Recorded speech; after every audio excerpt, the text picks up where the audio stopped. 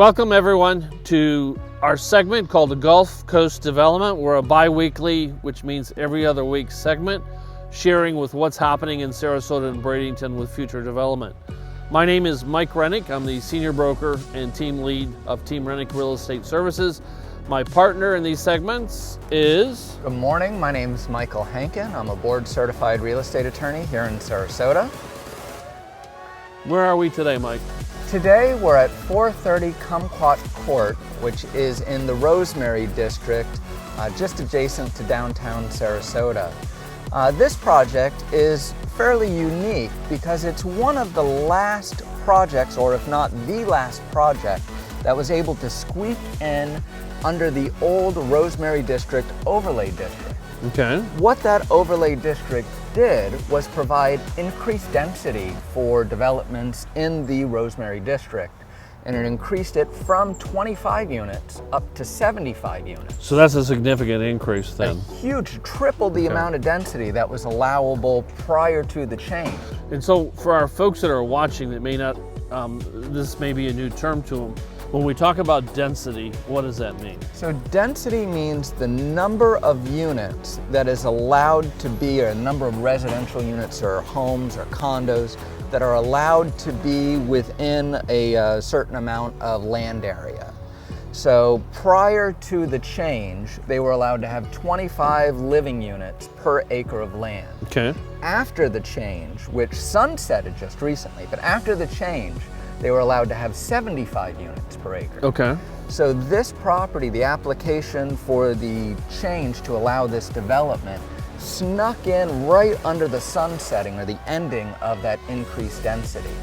So this lot is 0.3 acres, and they're proposing to do a total of 22 units on this property. Okay, you're 75 per acre. Correct. Okay. Can you tell us a little bit about what the developer's proposing on this property? What's interesting is this is a planned mixed development with retail stores, with condominiums, 1 bedroom, 2 bedroom, 3 bedroom, 4 bedroom.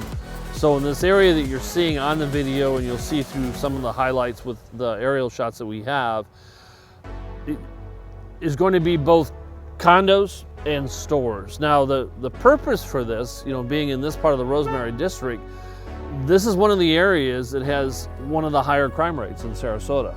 So the thought process by bringing in these luxury properties, these could sell anywhere from $500,000 up above $1 million, is that it will help change the area. It'll move it from some of the problems that it currently has into an upper scale part of Sarasota.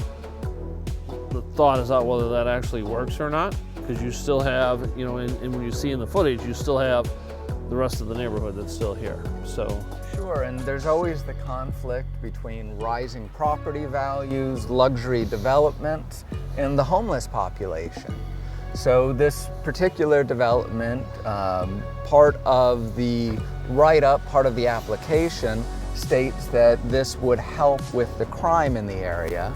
But arguably, the crime doesn't go away, it just maybe gets relocated. Well, the folks, the criminals, you will, the folks breaking the law, are still going to be somewhere, right? So does it really fix things, or does it just move people around the geography checkerboard, if you would? Right. And what's also somewhat interesting in the neighborhood here, with the increased density going away at the end of 2008, it sunsetted December 31st, 2018.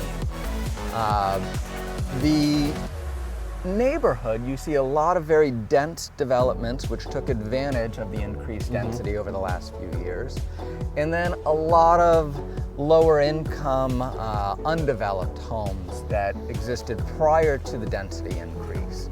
So the city's grappling with this right now. The Planning Commission's currently considering a new overlay district which would allow up to 40 units an acre, but nowhere near the 75 which was allowable, in which this development is trying to sneak in under. So how long will it take to wrestle that process out? They are expecting to begin construction here in 2021. Okay. I would guess they're hoping to get through the administrative site plan process in 6 to 8 months. I don't represent them, so I don't have any personal knowledge of that. It's just my guess on the, based on the process. Will they be able to ultimately get the 40 back to the 75? You know, that's a political question, and if you knew the answer to that, I'd buy some lottery tickets. In these trying times, maybe that's the good word. I'm not going to touch politics whatsoever, because all the rules are a lot different today. I think everyone would agree with that, right? I think so, and you know, it's neat to really stay on the forefront of this, see these changes as they're happening, as the applications are being submitted to the city, so you can know what's going to happen to your city even before it gets approved. And that's going to be our goal, and our continual goal each week is to bring you new and different things that are happening, so you're not up to date, you're ahead of date. You know what's going to happen as it's happening. So you're seeing the changes that happen in Sarasota and Bradenton before they happen, as they're in discussion, as plans are being developed, plans are being formulated well before you see the first shovel dig up the dirt and buildings built and things like that. So our goal is to keep everyone way ahead of the curve so they know what's happening to their city. And then of course, when we get into areas they have certain strong feelings, they can become part of the process. Exactly. So this is what we do as part of our normal day-to-day process, staying on top of things, staying ahead of the curve, and we want to share that with you.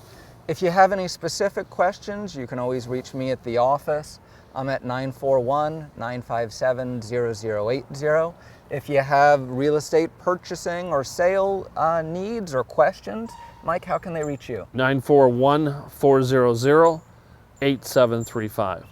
Mike, I enjoy doing these segments. You're outstanding. Thank you. I look forward. We'll be back in 2 weeks with the next edition of Gulf Coast Development. Thanks, everyone. Always Michael, thank you. Thanks, Mike.